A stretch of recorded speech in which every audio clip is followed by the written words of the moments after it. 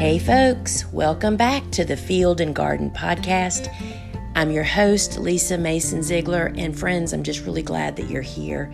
And, we are just digging so deep through content right now, and I just keep finding these little pots of gold. And today I want to share something that as the team and I are reviewing all of my course content as we're heading into an enrollment coming the 1st of October, I just came across this video this morning and I was sitting here listening to it and I thought, this is my hope for every student that takes my course, kind of in a nutshell.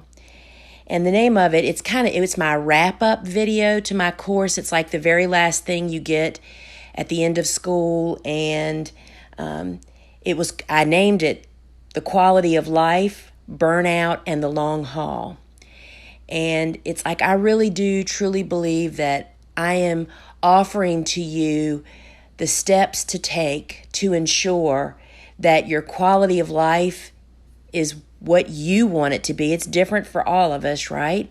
And how to help you avoid those potholes of burnout, and then how to go to the long haul. I want to see you as a flower farmer in 5 years and in 10 years and in 15 years. You see, friends, when you look at all the people that have been doing this over the long haul, there are some common denominators.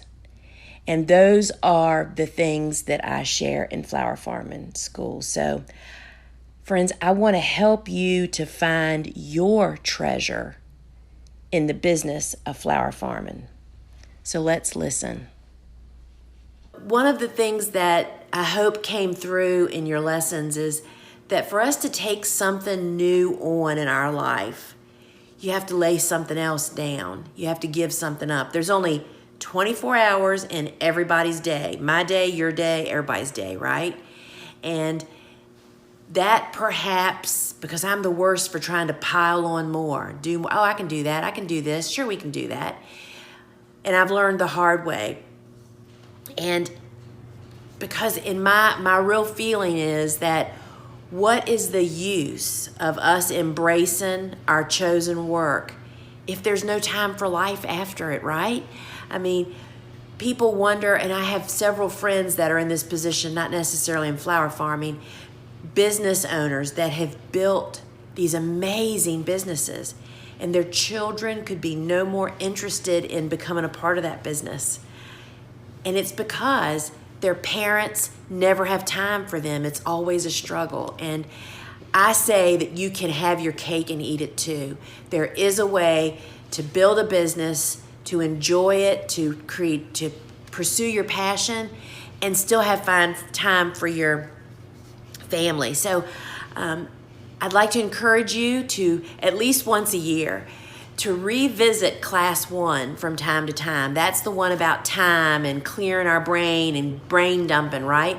It helped me in my life to revisit all that stuff as I was preparing it for you. And so I want to just say, hammering out this class helped me so much reconnect with what I want to do. And I want that for you too. So, I would make a date, like maybe in January before you start your planning for the next season, you sit down and watch those classes once again. And, what drives me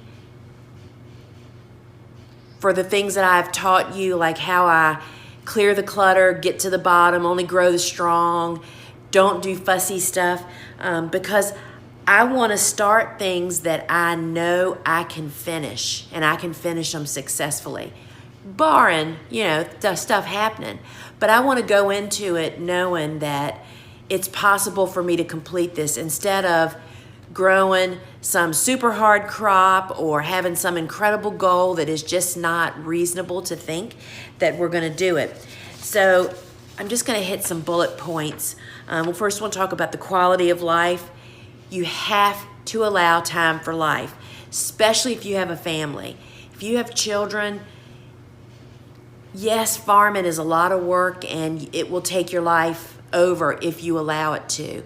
But if you go slow and start one step at a time, you can really pace yourself, and you can really still have time at the end of the day. I think I probably mentioned during the course that there was a time when I worked from sunup to sundown 6 days a week, literally, and I still didn't get it all done. And it almost killed me.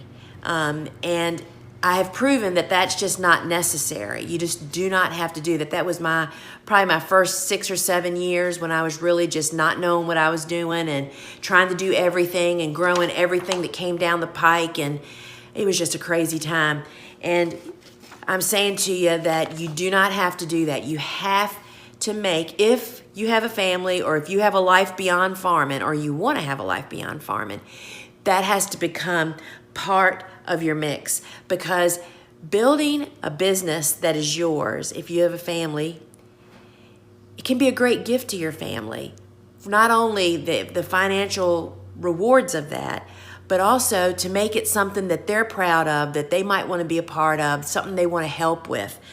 So it's a great opportunity for everybody. I also really want to encourage you to set financial goals. Even if you say the first year you're not going to take a paycheck maybe, but at least to say, I want to profit $5,000 so I can buy whatever next year, a cooler or whatever you need, a vehicle to drive or a tractor or whatever it is that you need. Setting goals gives you something to work towards. And if this is a family business, if you have a family and you have kids at home, and I speak to this from the model that I've watched my husband and his family do, family businesses, whoever's involved or whoever's expected to be involved, you need to have family meetings about it. And I'm not saying that you need to share all your personal business information with your teenagers, but they need to feel a part of it and to see what the challenges are, what the goals could be, and that makes them want to be involved even more, right? So if it's going to affect their life, they really need to be a part of it. And I think that you may find that they'll want to be a part of it if they're given a little ownership into something in the business. So burnout, I burn out. I can think of 2 times in particular where I burn out and said, I'm quitting, I'm done, but I couldn't quit. I couldn't stay quit. I gave up for a year once many years ago, and I just missed farming so very, very much. What leads to burnout? Endless work days. When you still aren't getting everything done, y'all, but you work, you don't have dinner ready, just to speak to that, if you are the person that has always been the homekeeper at your house, and did dinner and, did the shopping each week, it's fine for you to assign that to somebody else if you have that opportunity, but you can't just not do it. And I see people doing that. And that just families are very tolerant for a year or maybe 2 years, but that gets really, really old. So you need to I always say that I walk across the driveway. I started at 5 o'clock back in the days. Now it's even earlier than that. I'm out here at 6 a.m. in the morning. I am done between 2 and 4. You need to just draw a line in the sand, and what you can't get done doesn't need to be done, or you need to prioritize, as in class 1 we talk about. And, most burnout problems are totally self-induced, right? We're doing too much. We're planting too many things. We can't keep up with harvesting. So there's just a lot of self-indulged problems and burnout. And then when that happens, you crash and burn. And it's torture, y'all. It is really, really tough to go through that, especially after you've worked so hard. So you are the only one that can control that. You're the only one that can set your own schedule, decide what you're going to do, and you can prevent burnout. So the long haul, that means I'd love to see you here in 5 years or in 10 years that you're still flower farming or have moved beyond flower farming onto something else, just like I have. I still flower farm, but I have grown so many other things out of that, and that's the gift of becoming a successful flower farmer. There are just endless routes running from you. Because when you get the foundation and practice it, that leads to success, and success will light you on fire to do other things, and it gives you the tools, the funds, all the things you need perhaps to do other things. But I would encourage you to get this flower farming thing under your belt, have customers, feel good about what you're growing, you're selling your stuff, then start thinking about other things. And I would definitely set goals. I talked about financial goals. Set goals of, for me, I do 5-year plans in increments of 5 years. I said when we started, oh my goodness, when I bought the tractor, I think that was a 4-year, 0 interest note or something. I said, okay, for 5 years, we will go full speed ahead. That's when we were selling to 2 supermarket chains, to 23 florists, plus doing our on-farm market and subscriptions. It was crazy, but I could do it. What drove me was knowing that at the end of that 5 years, I was not doing that anymore. You know what I mean? So setting goals can really make you bear things you just don't think that you can do. And then that long haul is you have to have downtime for family. And I know it's really, I don't know many people that go away for vacation in the summertime successfully as a flower farmer. Even if you have people working for you, that is just really difficult.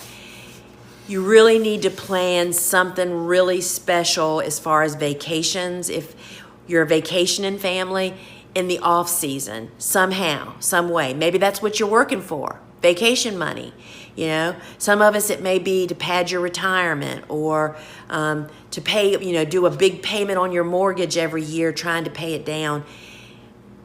You have to make downtime for your family and for your business, because when your mind is all cobbed up with working, you can't even see. Oh, I wrote it down. Here it is. We're looking to oak trees, but it's in the acorns.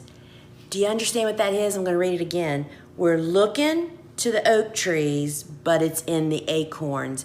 Those big, majestic trees seem the most important, but they're not. It's the acorns that they drop and is the next life and is the new tree.